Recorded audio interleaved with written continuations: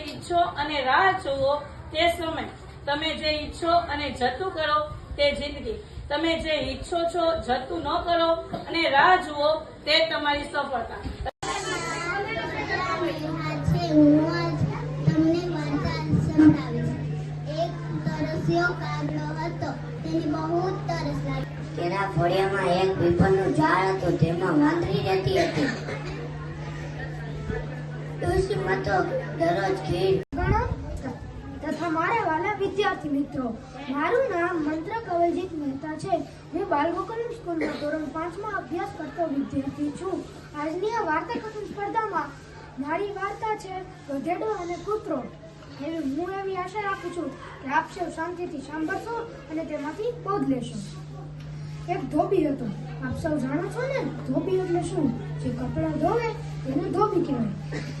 તેને ત્યાં એક ગધેડો અને કે મારી પાસે એક સાયકલના પૈસા છે, તો જે ટોપ કરશે એને હું સાયકલ આપીશ.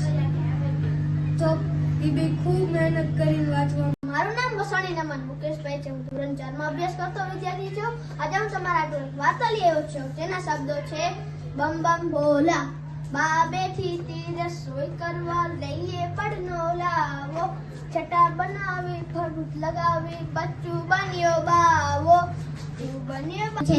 તેઓ રંગ. એક ગામ હતું, તેમાં એક ઋષિમુનિ રહેતા હતા. તેઓ સવાર સાંજ પોતાનું ભિક્ષા માંગી પોતાનું ગુજરાન ચલાવતા. એક ખટાદાર વૃક્ષ નીચે તપ કરતા. ઈ વાર્તાનું નામ છે દીકરીને ઘેર જવા દે. એક હતા ડોશીમાં, ઈ લાકડીને ટેકે ટેકે ચાલતા જતા હતા. રસ્તામાં જંગલ આવ્યું, વાઘ આવ્યો. એને કીધું કે ડોશી ડોશી.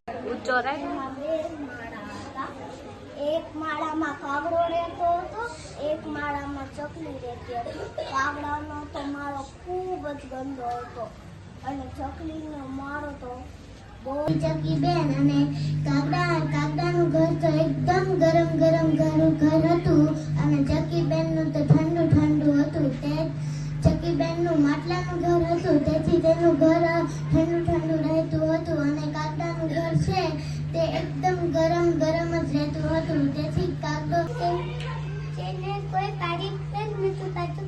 તેમાં બે ચાર જ પાંદડા હતા. પછી બધે માણસો લાઠીઓ અને બધે એની પાસેથી પસાર થઈ જતા હતા. પછી એક દિવસ બકરીનું ટોળું આવ્યું. પછી એક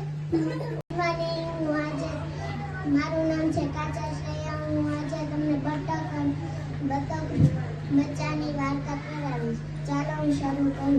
એક બતકનું બચ્ચું હતું. તે તેના પરિવાર સાથે જંગલમાં રહેતું હતું. બચ્ચાની માએ પૂછ્યું કે ચાલ હું તને તરતા શીખવું. બચ્ચું મોટું. એક મોટું જંગલ હતું. એમાં ઘણા બધા પ્રાણીઓ રહેતા હતા, જેમ કે વાઘ, સિંહ, દીપડો, ચિત્તો, ઘોડો, કૂતરો વગેરે. અને એ જંગલમાં એક માણસની સુગંધ આવી, એટલે તે ત્યાં ગયો અને એની પાછળ શિયાળે ગયો.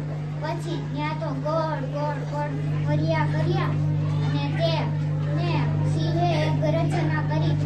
એટલે નીલકંઠ મહારાજાને ખબર પડી કે મારી આજુબાજુ ક્યાંક સિંહ છે. એટલે તે